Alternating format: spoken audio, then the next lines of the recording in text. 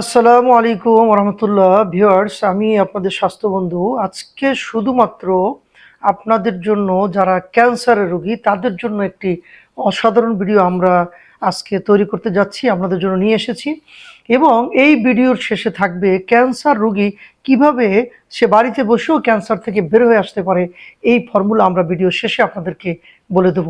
তার আগে আপনাদেরকে আমি একটু ক্যান্সারের লক্ষণগুলো সম্পর্কে বলতে চাই, কারণ অনেক রিকোয়েস্ট আমার কাছে আসছে যে কিভাবে আপনি বুঝবেন যে আসলে আপনার ক্যান্সার হয়েছে কিনা। ক্যান্সারের অনেকগুলো লক্ষণ আমি বলবো যেগুলো অত্যন্ত গুরুত্বপূর্ণ।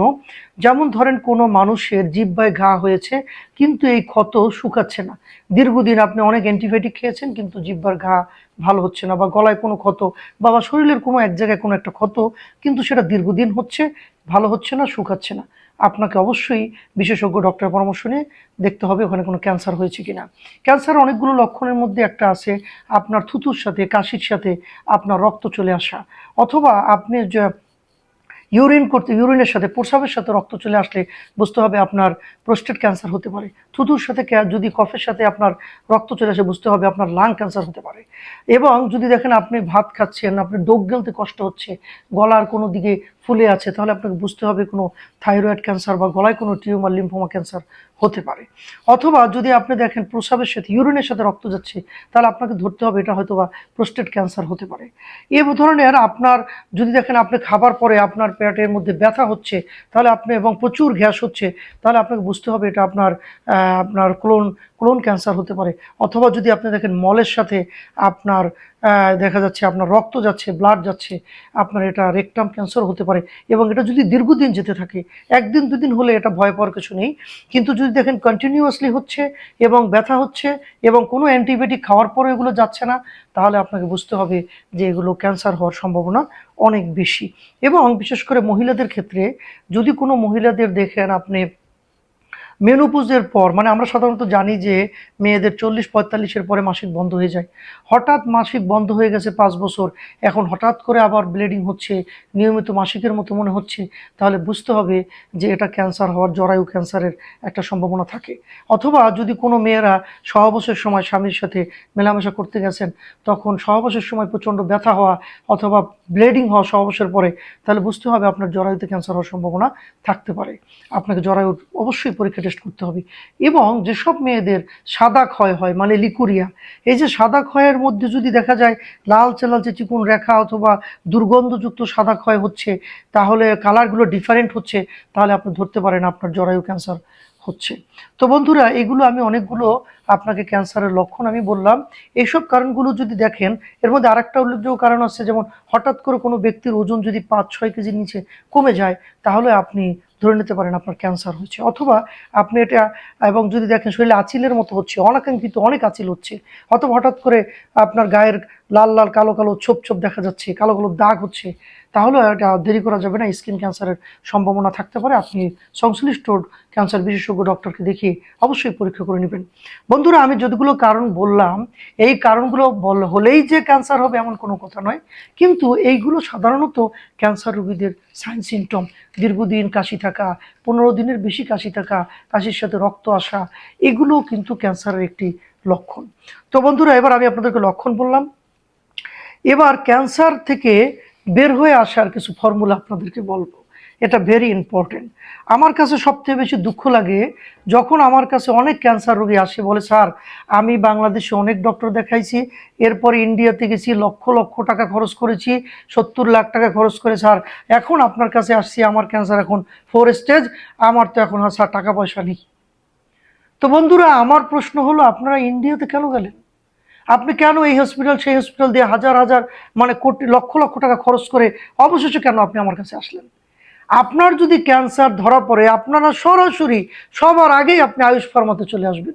ক্যান্সার ধরা পড়ার পরে আবার এই হসপিটালে যাচ্ছেন, অন্য হসপিটালে যাচ্ছেন, অন্য ডাক্তারে যাচ্ছেন, ইন্ডিয়া যাচ্ছেন, একই টেস্ট তারা বারবার করাচ্ছে, আর আপনার ব্যাংকের অ্যাকাউন্টের লক্ষ লক্ষ টাকা শেষ হয়ে যাচ্ছে। এমনও রেকর্ড আছে রুগী লক্ষ লক্ষ টাকা খরচ করে ফেলছে শুধু টেস্টের পিছনেই, পরে ক্যান্সারের কেমন হওয়ার বা টেস্ট করার ওষুধ খাওয়ার টাকা তার কাছে নেই। তাহলে এত টেস্ট করে কি লাভ? ইন্ডিয়া থেকে যদি সব টাকা শেষ করেছেন তাহলে কি হলো? ইন্ডিয়া থেকে রুগী আমাদের কাছে আসে, তা আপনার দরকার কি যাওয়ার? আপনার ক্যান্সার শনাক্ত হয়েছে, সরাসরি আপনি আমাদের সাথে যোগাযোগ করবেন।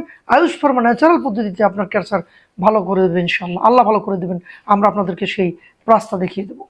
তো বন্ধুরা, এখন আমি আপনাদেরকে যে বিষয়টা বলবো, আয়ুষের কাছে যেটা আছে, ক্যান্সার রোগীর সুস্থ হওয়ার জন্য সব ধরনের ফর্মুলা আমাদের কাছে আছে। আমরা পৃথিবীর বিভিন্ন দেশ থেকে আপনার ক্যান্সারের বিভিন্ন রকমের মেডিসিন আমরা নিয়ে এসেছি, যার কারণে মানুষ খুব দ্রুত ক্যান্সার থেকে বের হয়ে আসতে পারে। এবার আপনাদেরকে যে বিষয়টা বলবো, ঘরোয়াভাবে আপনি কিভাবে ক্যান্সারের চিকিৎসা করবেন, তার আগে একটা বিষয় খুব ইম্পর্টেন্ট। ক্যান্সার হলেই ভয়ে আটকে ওঠা যাবে না, হাল ছেড়ে দেওয়া যাবে না, ভেঙে পড়া যাবে না। ক্যান্সার একটা রোগ, প্রত্যেকটা রোগের আল্লাহ পাক পৃথিবীতে সমাধান দিয়ে দিয়েছে। ক্যান্সারকে বাংলায় বলে কর্কট। এই কর্কট ডিজিজ আজকে থেকে 5,000 বছর আগেও ছিল। তখন কেমোথেরাপি, রেডিওথেরাপি, এত টেকনোলজি ছিল না টেস্টের, কিন্তু ক্যান্সারের চিকিৎসা তখনও হতো। এই আয়ুর্বেদ, ইউনানি, টিসিএম চিকিৎসা পদ্ধতি 5,000 বছর, 4,000 বছর আগের চিকিৎসা। তখন মানুষ কিভাবে সুস্থ হয়েছে ক্যান্সার থেকে?